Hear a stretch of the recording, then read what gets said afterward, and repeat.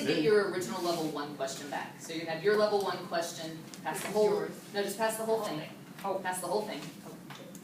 Such that when it gets back to you. Left? Okay. Yeah, pass it back to the left, okay. So I had. Oh, to my original, this is yours. So you have your original level 1 and somebody else's level 2 and 3 all attached to yours. Kind of fell Does that make apart right sense? here. So did you No, write no, level just 2? take that. We need an extra one.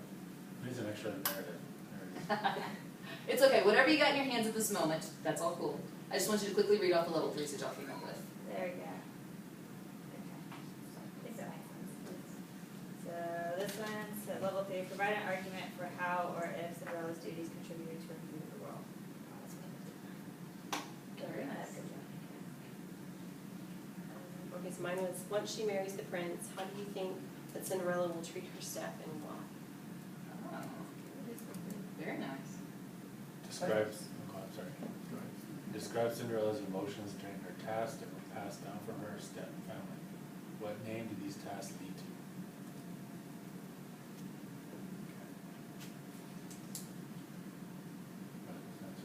No, I have the answer. Everybody's just gonna look I was just at me thinking like, about the question, I was like, oh. Yeah, everybody was processing. My brain was processing my speed, I need for nutrition, so. Exactly. How does Cinderella's transformation affect her condition?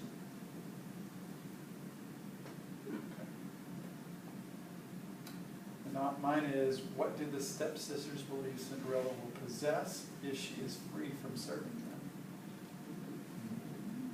See, all very good questions. None of which I could just type into Google and find an answer. Now, I might find that somebody has, like, possibly given an answer, but it's not necessarily a definitive answer or one that is universally true, Correct. right? My favorite all-time question that anyone's come up with on the Cinderella thing, level 3, is, so when the clock strikes midnight, and all of the magic disappears, and everything turns back into a pumpkin and a puppy dog, and she goes back to her rags, why doesn't the one glass slipper disappear too? Because it wasn't on her body. Right? Well, maybe there was the mouse that was riding the stagecoach, or whoever was the Maybe dog or because it was whatever. in the possession of the prince, but it wasn't. But the other glass slipper didn't either, though. Well, in the new version, no. There's a new version? Well, like in the live action one that just came out, what, 2 years ago? Like both slippers stay intact, but in the original Disney version, the one that she has disappears, but the prince one does not. Right. Interesting. Because it would ruin the story. Because That's Disney, why. right? Well, but she likes money. It wouldn't make any money. Awesome, thank you guys.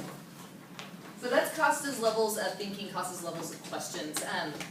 This is one of those pieces that really resonates with you. I realize that you guys can't take everything. Do what? I assumed it's brain hurt. I never thought of thinking about Cinderella. It's too much to think about. There's a lot of strategy stuff going on here. There's a lot that we've got today, and there's about 13 times more that Cassandra's got in the book. You guys have seen all this stuff before, I'm sure, in various pieces. And I realize that you can't take all of it back and squeeze it into 8 days. But specifically for this one, if this is one that resonates with you, one that you actually want to pursue with your students, just a word of, like logistically here, I would start them with a list of questions and get them to rank them, get them comfortable with the different levels first. Hey, is that a level 1, is that a level 2? Why is that a 3? Get them to justify it before you start them writing their own questions, because it's very difficult, as you see. Once you get into level 2 and level 3, to make it genuinely level 1 and 2 and 3, it's pretty difficult to do. And then if you could actually even use this activity, it's called evolution of a question. It just gives them that practice with taking the base level questions and upping the level. So if you were to choose to take that one. Everybody good? Alright. Good old Costas. If you have questions about Costas or Bloom's, let me know. Like I said, Costas is the one that you're going to hear most often affiliated with Avid and all things Avid. So now we're going to do a quick write. Everybody have your pad of Cornell paper that you were doing your annotations on, and you did the dialogue correspondence on that, I believe. Or you got your pad, you can just do it right there, it's fine. And so what I'm going to ask you to do now is engage in a quick write, which is essentially a response to this question. Alright, a quick write is exactly what it says it is. You're going to write and you're going to do it quickly. The rules of the quick write are that you have to write for the entire time frame that's established, and you have to do it silently. It's an individual silent activity.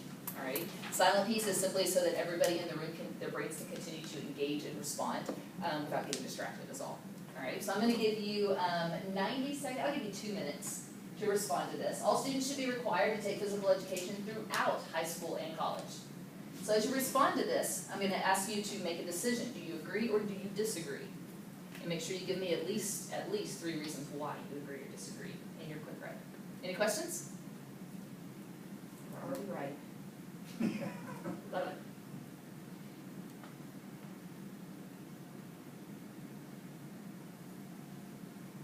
Oh, did you start this?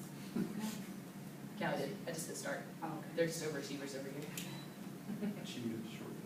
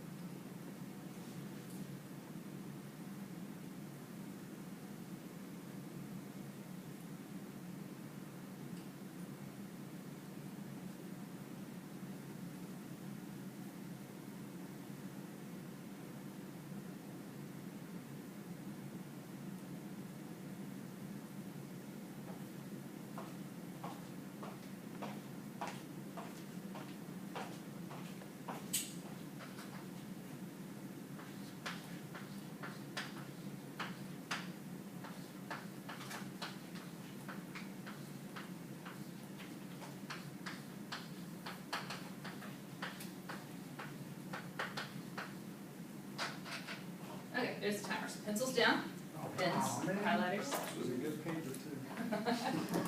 Turn this down. Okay, so now that you've engaged in responding to that particular quote, you have to take a stand. You either agree or you disagree with it. We're now going to go through and do a philosophical chairs on this. Have you guys seen this strategy before? Somewhat akin to the Socratic seminar, but it's just a little bit different. I've posed a prompt, and now I'm going to divide you into sections of the room. We'll see how this goes with only 5 of you, if you want to participate, or 4 if Cassandra's going to watch. Essentially, what a philosophical chairs is it's giving the students opportunity to engage in academic discourse about whatever it is topic it is that you pose.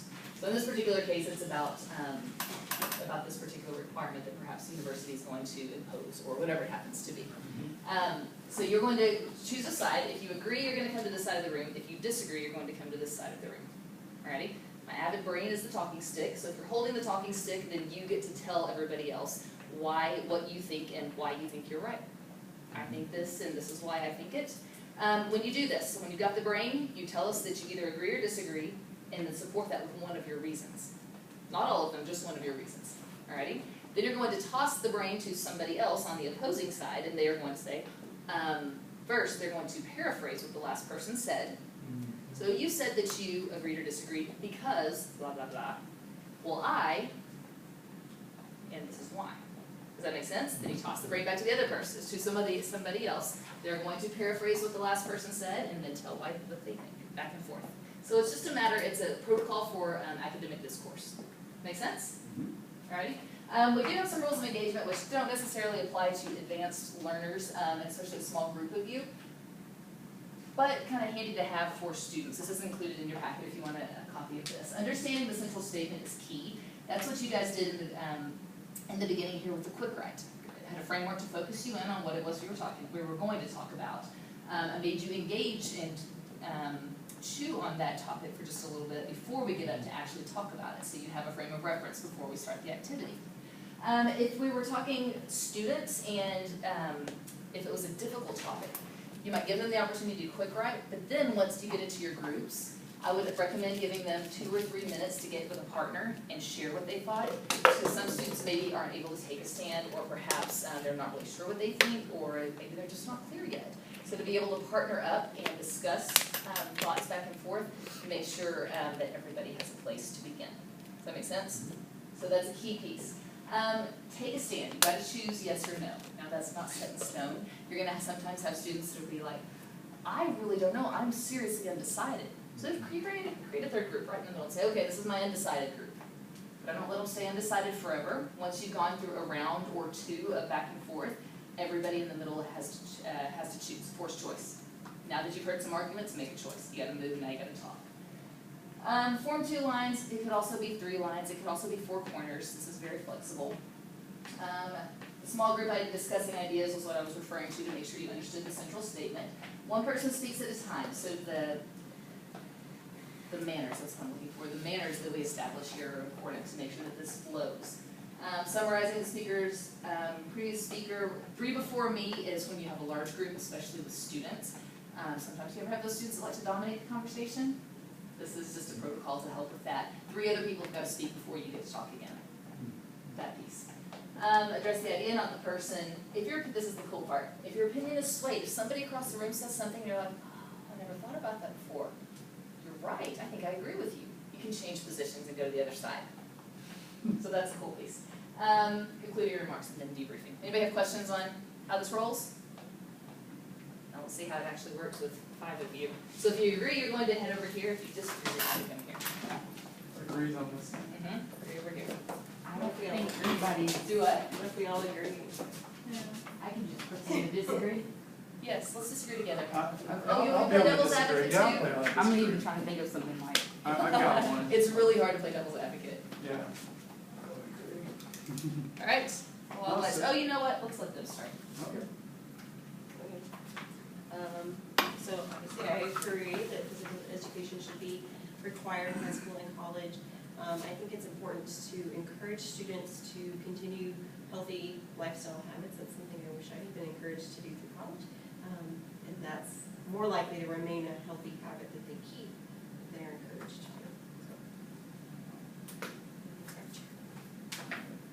I heard Courtney say that she believes that they should be encouraged to continue healthy habits while they're in high school and post-high school and college, just because healthy habits are good and healthy for you. So, did I miss anything on that? Okay. Well, I disagree. I think physical education is a crucible of doom and despair. I think kids get picked on because it's non-structured. I think it's not really promoting. I don't think we've seen any studies that PE in general would be developing healthy habits for any students. That sounded pretty good for a person that I agree with. So. That's good. All right, so let's go with Sarah. So Jeff pointed out that it's not structured, students may need to get picked on, but on the other side of that, I feel that it actually promotes community and it promotes a sense of discipline and hard work and dedication within a whole unit.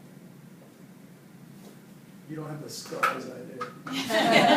Probably do shoot. They were all from dodgeball, right? It was all dodgeball. I'm a big guy. I disagree, oh, wait a minute, I'm sorry. Yeah, you have to repeat. It's a hard one. I immediately went to, Says that Here. it promotes community, discipline, hard work, and dedication. right. Sarah mentioned that